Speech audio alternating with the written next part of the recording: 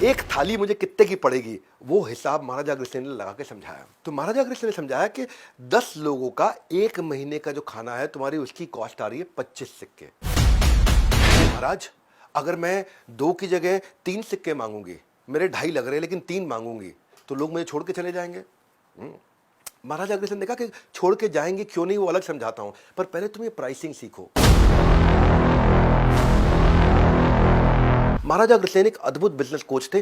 कोई भी आदमी आता था, उसको बिजनेस के थ्रू उसकी प्रॉब्लम सॉल्व कर दिया करते थे। कोई समस्या इनके पास लेकर के आओ, उन्होंने financial planning, analysis, costing, pricing सिखाया।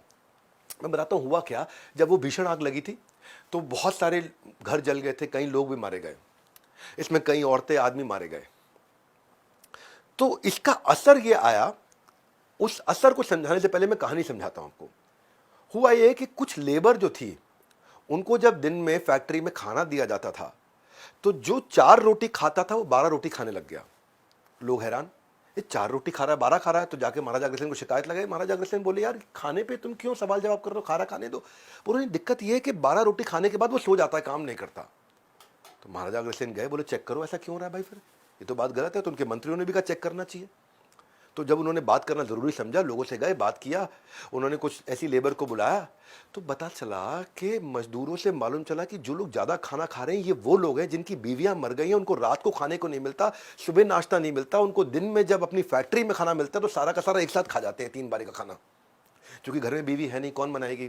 तो महाराजा अग्रसेन को समझ में आया कि यार ये तो बड़ी प्रॉब्लम हो गई, इनकी बीवियां नहीं है। तो उन्होंने कहा कि अगर बीवियां मरी हैं तो कईयों के पति भी मरे होंगे।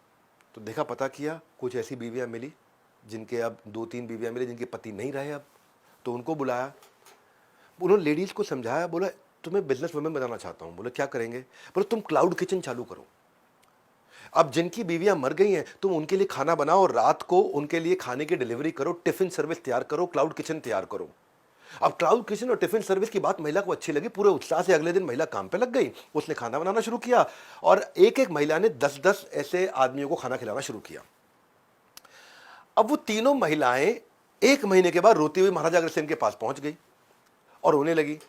बोले कि भाई मैं तो बड़ी परेशान हूं। बोले क्या परेशानी है। बोले हर आदमी से हम खाना खिलाने के 2 सिक्के महीने के लेते थे, 10 लोग खाना खाते हैं, 10 लोग इंटू 2 सिक्के, मतलब मुझको 20 सिक्के मिलते थे और खर्चा मेरा 23 सिक्के का हो जाता है, बहुत नुकसान हो जाता है।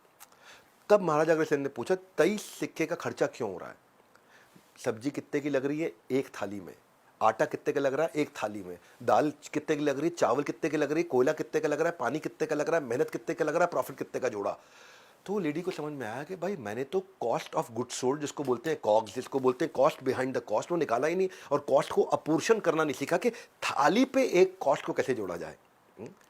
एक थाली मुझे कितने की पड़ेगी, वो हिसाब महाराजा अग्रसेन ने लगा के समझाया। तो महाराजा अग्रसेन ने समझाया कि 10 लोगों का 1 महीने का जो खाना है तुम्हारी, उसकी कॉस्ट आ रही है 25 सिक्के, यानी कि एक आदमी पे तुम्हारा 2 सिक्का नहीं 2.5 सिक्के की कॉस्ट आती है। वो कॉस्ट अपोर्शनमेंट सिखाई और उसके बाद महाराजा अग्रसेन ने बताया कि अब एक काम करो, तुम हर एक से 2.5 सिक्के लगते हैं, तुम 3 सिक्के मांगने शुरू कर दो। तो लड़की घबरा गई, लेडी बोली महाराज अगर मैं 2 की जगह 3 सिक्के मांगूंगी, मेरे 2.5 लग रहे हैं लेकिन 3 मांगूंगी, तो लोग मुझे छोड़ के चले जाएंगे। महाराजा अग्रसेन ने कहा कि छोड़ के जाएंगे क्यों नहीं, वो अलग समझाता हूं, पर पहले तुम ये प्राइसिंग सीखो। ये अलग अलग प्रकार की प्राइसिंग होती है, loss leading, predatory, cost plus, penetration. Maharaja Agrasen ने उसको कॉस्ट प्लस प्राइसिंग सिखाई कि तुम्हारी ये कॉस्ट ऐसे निकालनी है और प्लस अपना प्रॉफिट ये जोड़ करके 3 सिक्के मांगने हैं। तो लेडी ने बोला अगर लोगों ने आने को मना कर दिया तो। अग्रसेन ने कहा नहीं, अब लोगों को तुम्हारे हाथ के अच्छे खाने की आदत पड़ गई है और उनके पास और कोई ऑप्शन नहीं है, इतनी औरतें नहीं है। इसको बोलते हैं एग्जिट बैरियर, वो तुमको छोड़ के नहीं जाएंगे।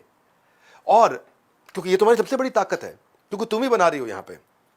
अब वो लेडी बोली ऐसा ना हो जाए और औरतें बनाना शुरू कर दें तो तुम मुझे समस्या आ जाएगी। तो महाराजा अग्रसेन बोले और नहीं आएंगे, इसको बोलते हैं एंट्री बैरियर, क्योंकि जो बाकी की औरतें हैं उनके पति हैं, वो अपने पति को छोड़ करके 10 आदमियों को खाना नहीं बना पाएंगी, वो अपने बच्चों को छोड़ के 10 आदमियों को खाना नहीं बना पाएंगे। तुम खाली बैठी हो, तुम 10 का खाना ज्यादा एफिशिएंटली, कॉस्ट इफेक्टिव तरीके से बना सकती हो, तो नया कंपटीशन नहीं आएगा। इसको बोलते हैं एंट्री बैरियर। बड़े प्यार से उन्होंने एग्जिट बैरियर और एंट्री बैरियर दोनों सिखा दिए। जैसे ही एग्जिट बैरियर एंट्री बैरियर सीखी, वो महाराजा अग्रसेन ने बताया कि नया एंट्रेंट आएगा नहीं, तुम्हारी बार्गेनिंग पावर मजबूत है, क्योंकि यहां पे कोई और सब्स्टिट्यूट नहीं है और यहां पे कोई और सप्लायर नहीं है। जब ये 4 चीजें नहीं है तो तुम प्राइस बढ़ा सकते हो। और वो लेडी ने प्राइस बढ़ाया उसको समझ में आया। महाराजा अग्रसेन ने कहा एक और चीज़ समझाता हूँ, हमेशा हर एक के लिए अलग अलग खाना मत बनाना, मास कस्टमाइजेशन करना। क्या कस्टमर चाहता है वो डिसाइड करो, अपनी ऑपरेशनल कैपेबिलिटी देखो और कॉस्ट इन्वॉल्व चेक करो, उससे तुम्हारी कॉस्ट कंट्रोल में रहेगी।